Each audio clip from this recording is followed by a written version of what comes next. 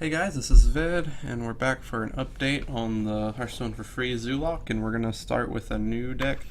But first I'm going to go ahead and explain how the Zoolock ended up. So we started from rank 20 with a completely basic deck, adding 2 common cards each rank we went up, and we ended up in rank 13 after 31 games with a 77% win rate. We did not drop a single game to Warrior, Shaman, and Mage. We lost a total of 7 games, 6 of which to Priest and Rogue. Seemed to be our worst matchup. But with a 77% win rate, that means we're definitely probably not done climbing. We ended up in full stars at rank 13, so I imagine we could have easily gotten to rank 10, and probably much higher if we got to continue upgrading the deck. Instead of spending another season on this deck, continuing the process to go ahead and get up to rank 5, I think the channel will benefit more to have a bigger variety of decks. So I'm going to go ahead and do a different deck each month, but I'll go ahead and show you how I would continue upgrading this if I were to continue the process. I'll add adventure cards last, since I figure that's probably the last thing people are going to have. But if you have the adventure cards, I'd probably add those in first. It's just the amount you have to spend to get the adventures pretty high, and this is for free, so let's start with the other common upgrades we can go ahead and make.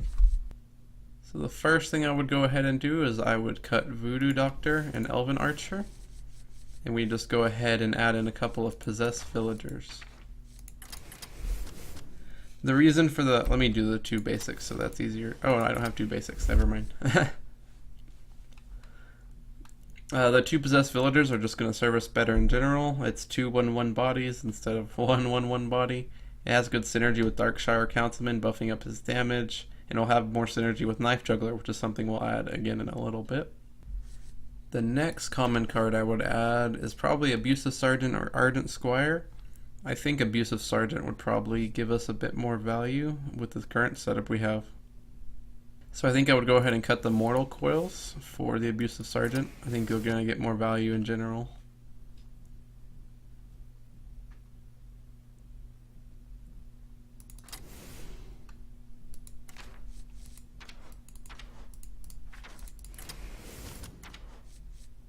So I'd go ahead and cut a single Soulfire and a Stone Tusk Spore to go ahead and get those Sergeants in here.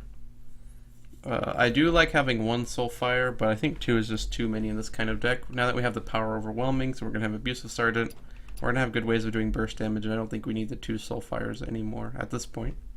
And then the next change I would go ahead and make is I would take out Mortal Coil and put in Ardent Squire. Mortal Coil is pretty nice, that instant 1 damage can be useful, but having a 1/1 with the Wind Shield on the board is just going to be valuable almost every single time. You can buff it with Direwolf Alpha and Abusive Sergeant and just a number of other things, just makes it better in general. The only other non-adventure basic card you could go ahead and upgrade, and this is only if you don't have the adventures, is Bilefin Tidehunter. You can take out Murloc Tidehunter. You can go ahead and add in Bilefin Tidehunter in there instead. Again, this is only if you don't have the adventures. We're going to go ahead and replace that with something from the adventures later, but this is a strict upgrade over the other one, and it has great synergy with our deck still. Very solid card. Now we're going to go ahead and get into the rares. So the first rare I would probably put in here is Knife Juggler. Has some really excellent synergy with our deck. You drop Knife Juggler, you drop Bilefin Tidehunter, bam, that's 2 hits of damage. It's just super good synergy. It triggers with Possessed Villager. It's just generally a really good card. I would go ahead and cut Flame Juggler for Knife Juggler. You could argue for Flame Juggler in the current meta being better, but in general you're just going to get more value out of Knife Juggler. You can do lots of really nice setups with it. The next rare is another really solid hitter for this deck, and it's going to be Defender of Argus. Very powerful. We'll go ahead and cut the Yetis for him. This is just going to give us so much value in a lot of situations. Really great synergy with a lot of the stuff in our deck.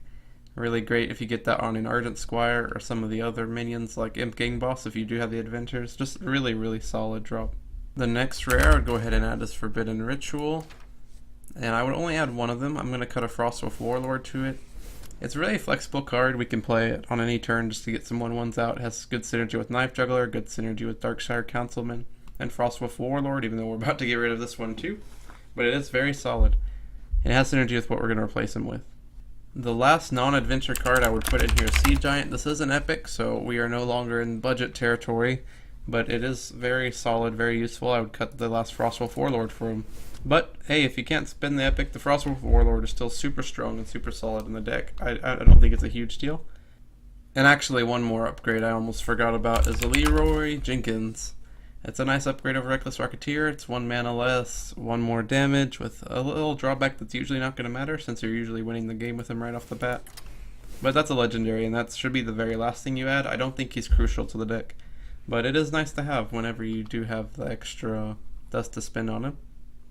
Now for the adventure cards, the biggest one is probably Dark Peddler and Imp Gang Boss. I'm not sure which one's bigger. Probably Imp Gang Boss. Imp Gang Boss is amazing. But let's put Dark Peddler in here first. In the current meta, I'm going to go ahead and cut 1 Ooze and 1 Bilefin Tidehunter to put Dark Peddler in here.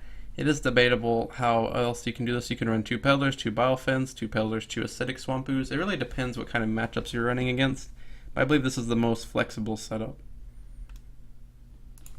And then Imp Gang Boss, which I would actually get before Dark Peddler, because it's just super, super good.